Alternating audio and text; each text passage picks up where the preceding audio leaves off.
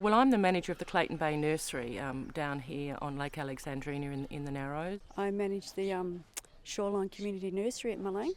It's part of the CNN revegetation project, the Lower Lakes and Coorong.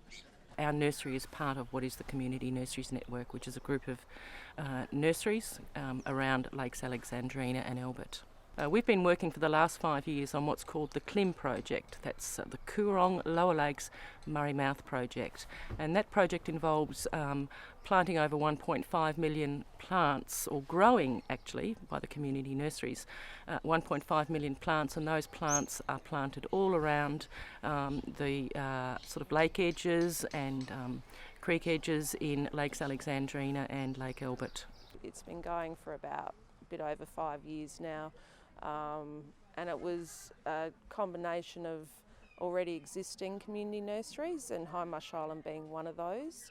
And then we established new nurseries from scratch. Basically in the first year I think we grew about 130,000 plants, and then by the end of the 5 years we were up to well over 250,000. And we started off growing about 30 species of plants, and by the end we're up to about 90 species. The project came about for the Community Nursery Networks in 2009 in response to the drought and the water levels receding.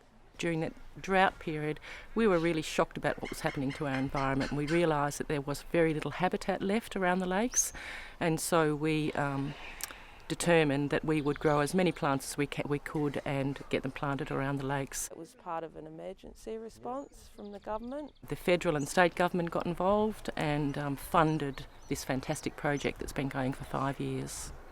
As far as receiving the Community Group of the Year award, of course we felt really honoured to receive that award, and we also felt like we were worthy recipients as well because of the magnitude of what we've achieved over the last few years. Everyone's worked so hard, and especially to have such a big project engaging so many volunteers.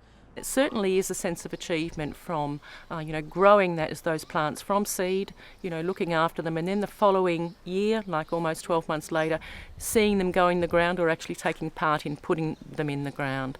So there certainly is a sense of achievement. Sometimes we're under a lot of pressure to get things done, or the species may not germinate as well as you can, but through it all, I know with the volunteers we have here, managed to have quite a good laugh. I always feel well when I come to the nursery, mainly because it's a good spot to connect with people, and we've got such a range of people that come in, so it's always something to look forward to.